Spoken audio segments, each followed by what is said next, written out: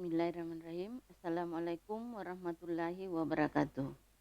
Bagaimana kabarnya pada hari ini? Semoga semuanya sehat. Kita akan melanjutkan pembelajaran kita dengan bab 3, yaitu mengelola informasi dalam ceramah.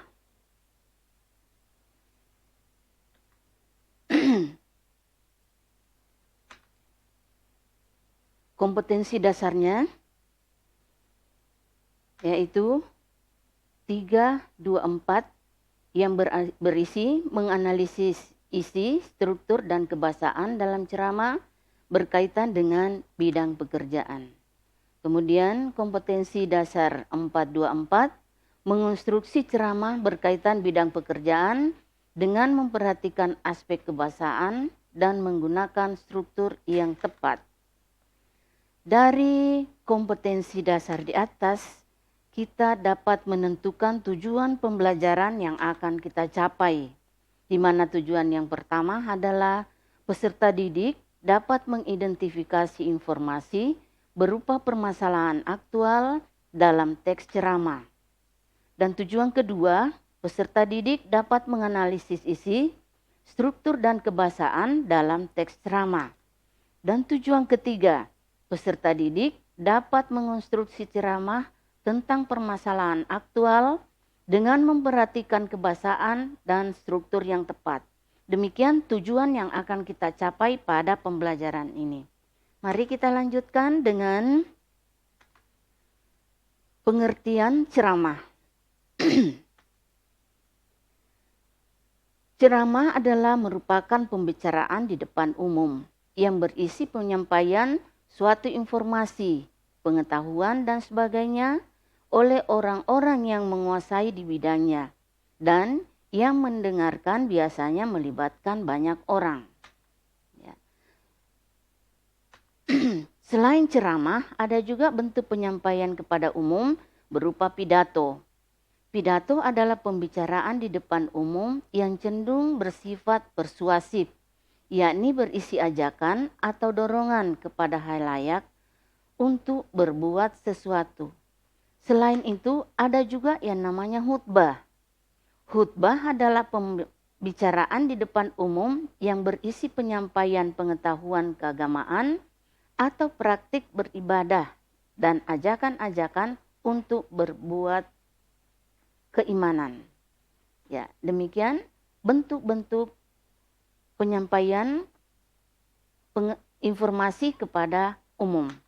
Nah, yang khusus yang kita akan pelajari pada hari ini adalah tentang ceramah. Ya. Untuk itu, kita harus tahu apa tujuan ceramah. Nah, sekarang tujuan ceramah yang pertama, memberitahu atau dikenal dengan informatif. Tujuannya untuk menambah pengetahuan pendengar, contohnya ceramah tentang pentingnya akhlak mulia bagi generasi muda. Nah, selain tujuan memberitahu, ada tujuan mempengaruhi yang sifatnya persuasif. Tujuan ini adalah agar pendengar mempercayai, menyetujui, atau bahkan mengikuti ajakan pembicara. Ya. Salah satu contoh dari bentuk ceramah yang bersifat persuasif adalah ceramah tentang cara hidup sehat. Ya. Kemudian tujuan ketiga yaitu menghibur, yang sering disebut dengan rekreatif atau yang bersifat rekreatif. Tujuannya agar pendengar merasa terhibur. Oleh karena itu dalam ceramah diwarnai oleh humor, anekdot, atau guyonan yang memancing tertawa pendengar. Nah, anakku sekalian, kadang kita mendengarkan ceramah, tapi kadang kita geli, kadang kita tertawa sendiri. Ya. Apakah Anda sering juga seperti itu? Itulah ceramah yang bersifat rekreatif atau yang bersifat menghibur. Nah, selanjutnya selain tujuan, ada hal lain yang perlu kita tahu yang tidak kalah pentingnya adalah fungsi teks ceramah. Fungsi teks ceramah adalah untuk menyampaikan informasi atau edukatif yang berupa pengetahuan kepada halayak untuk mengajak atau meyakinkan. Selain itu, untuk mendapatkan atau untuk membuat teks ceramah, kita memerlukan beberapa informasi atau berdasarkan beberapa informasi. Maka harus kita tahu jenis informasi yang akan kita gunakan sebagai acuan. Informasi yang pertama adalah berdasarkan fungsi, yaitu bergantung pada materi atau kegunaan informasi itu tentang apa yang akan kita sajikan. Yang kedua, informasi berdasarkan format penyajian, yaitu informasi berdasarkan bentuk penyajian informasinya. Informasi yang ketiga adalah berdasarkan lokasi peristiwa atau informasi berdasarkan tempat kejadian peristiwa berlangsung. Informasi keempat adalah berdasarkan bidang kehidupan, yaitu informasi berdasarkan bidang-bidang kehidupan yang ada. Nah, informasi yang kelima berdasarkan bidang kepentingan dapat dibedakan menjadi 4 jenis, yaitu yang pertama, informasi yang menyangkut keselamatan atau kelangsungan hidup pembaca. Yang kedua, informasi yang menyangkut perubahan dan berpengaruh pada kehidupan pembaca. Yang ketiga, informasi tentang cara atau kiat baru dan praktis bagi pembaca untuk meningkatkan kualitas hidupnya. Yang keempat, informasi tentang peluang bagi pembaca untuk memperoleh sesuatu. Itulah yang menjadi dasar yang merupakan acuan kita dalam membuat teks ceramah. Mari kita menganalisis sebuah teks ceramah ya, dengan berdasarkan struktur yang ada.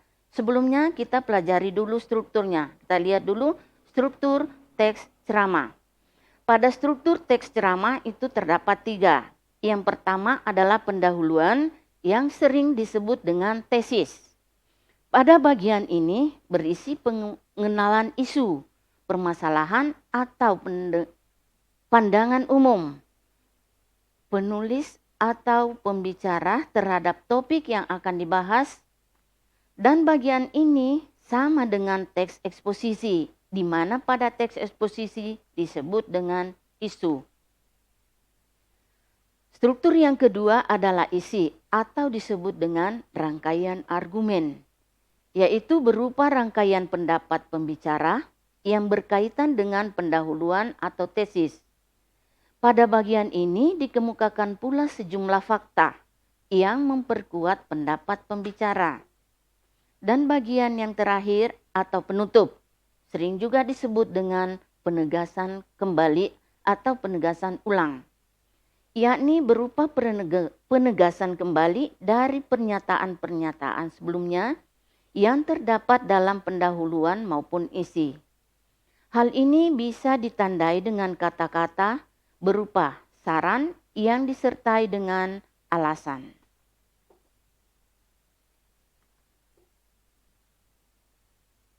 Kita lihat contoh teks ceramah. Anakku, di rumah boleh membuka buku paketnya di halaman 75. Mari kita coba melihat di halaman 75 contoh teks ceramah. Saya penggal pada paragraf pertama. Di situ berisi tentang pendahuluan, yang mana kalimatnya adalah pemilihan kata-kata oleh masyarakat akhir-akhir ini cenderung semakin menurun. Saya ulangi, cenderung semakin menurun kesantunannya dibandingkan dengan zaman saya dulu ketika kanak-kanak.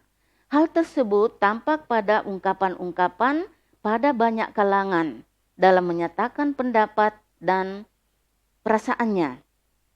Seperti ketika berdemonstrasi ataupun rapat-rapat umum, kata-kata mereka kasar atau bertendensi menyerang.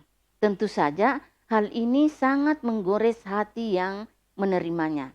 Nah, pada bagian ini adalah bagian pendahuluan yang berisi tentang hal-hal yang akan kita bahas pada bagian isi. Ya, pada bagian isi. Ini disebut bagian pendahuluan. Nah, seterusnya kita lihat pada bagian isi. Paragraf ini merupakan penggalan dari teks ceramah yang ada di halaman 75 tadi. Lihat anakku sekalian, fenomena tersebut menunjukkan adanya penurunan standar moral, agama, dan tata nilai yang berlaku dalam masyarakat itu. Ketidaksantunan berkaitan pula dengan rendahnya penghayatan masyarakat terhadap budayanya. Sebab kesantunan berbahasa itu tidak hanya berkaitan dengan ketepatan dalam pemilihan kata ataupun kalimat. Kesantunan itu berkaitan dengan adat pergaulan yang berlaku dalam masyarakat itu. Nah, pada penggalan ini ada kaitannya dengan bagian penggalan pendahuluan tadi, yaitu penggunaan kata yang merupakan pandangan kesantunan terhadap tata cara berbicara. Nah, selanjutnya kita lihat pada bagian ketiga adalah bagian penutup. Pada bagian penutup juga merupakan simpulan dan bagian ini merupakan penegasan ulang atau penegasan kembali. Di mana penegasannya pada paragraf ini adalah berbahasa santun seharusnya sudah menjadi suatu tradisi yang dimiliki oleh setiap orang sejak kecil. Anak perlu dibina dan dididik berbahasa santun. Apabila dibiarkan, tidak mustahil rasa kesantunan itu akan hilang, sehingga anak itu kemudian menjadi orang yang arogan, kasar, dan kering dari nilai-nilai etika dan agama. Tentu saja kondisi itu tidak diharapkan oleh orang tua dan masyarakat manapun. Kita lihat kembali pada paragraf ini berisi tentang harapan dan merupakan penjelasan atau ulasan kembali dari paragraf-paragraf sebelumnya. Ini adalah contoh menganalisis teks ceramah. Ya. Saya kira anak-anakku sudah memahami. Kita lanjut ke bagian selanjutnya, yaitu tentang kaidah kebahasaan. Karena dalam membuat teks ceramah, kita membutuhkan penuntun dalam menentukan bahasa yang akan digunakan. Kaidah kebahasaan yang digunakan di sini yang pertama, menggunakan kata ganti orang pertama atau tunggal dan kata ganti orang kedua jamak sebagai sapaan. Contohnya, kata ganti orang pertama, saya, aku, dan kami adalah kata ganti orang pertama jamak yang kadang-kadang digunakan oleh pembicara jika pembicara itu berasal dari sekelompok atau dari organisasi atau dari kantor mana. Kemudian kata sapaan yang digunakan, yang sering kita gunakan dalam ceramah itu adalah kalian, hadirin, bapak-bapak, ibu-ibu, atau para jemaah. Oke, selanjutnya menggunakan kata-kata teknis atau peristilahan yang berkenan dengan topik yang dibahas. Jadi kita memilih kata-kata pada bagian ini dengan menyesuaikan dengan materi yang dibahas. Dan kaidah kebahasaan yang ketiga yaitu menggunakan kata-kata yang menunjukkan argumentasi sebab akibat, yang menggunakan kata-kata yang menunjukkan atau menyatakan hubungan temporal atau perbandingan, pertentangan.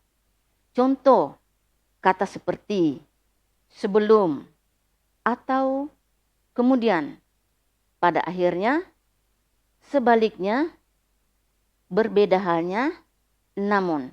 Itulah contoh kata yang digunakan dalam bagian ketiga atau kaidah kebahasaan ketiga. Ya. Keempat, menggunakan kata-kata kerja mental. Contohnya, diharapkan diperkirakan, menduga, berasumsi, atau menyimpulkan. Nah, yang kelima, menggunakan kata-kata persuasif atau ajakan, contohnya hendaklah, sebaiknya, diharapkan, perlu, dan harus. Pada kaidah kebahasaan kelima ini pada umumnya digunakan pada bagian penutup. Di situ berisi tentang harapan. Ya. Selanjutnya, anakku sekalian barangkali sudah mengerti bagaimana cara menyusun teks ceramah. Ya. Cara menyusun teks ceramah. Yang pertama, menentukan topik. Menentukan topik ini kita tentukan berdasarkan dari informasi yang kita peroleh dari, ada tadi sebelumnya ada menentukan informasi atau kita peroleh informasinya dari mana, lalu menentukan topik tentang yang akan kita bahas. Dari topik tersebut kita dapat menentukan tujuan ceramah yang akan kita capai setelah membuat ceramah tersebut. Kemudian dari tujuan tadi kita dapat menyusun kerangka ceramah. Nah, selanjutnya dari kerangka ceramah itu kita susun ceramah berdasarkan kerangka itu yang sebenarnya. Ya, demikian. Mudah-mudahan anakku sekalian dapat memahami dan dapat membuat naskah ceramah. Assalamualaikum warahmatullahi wabarakatuh.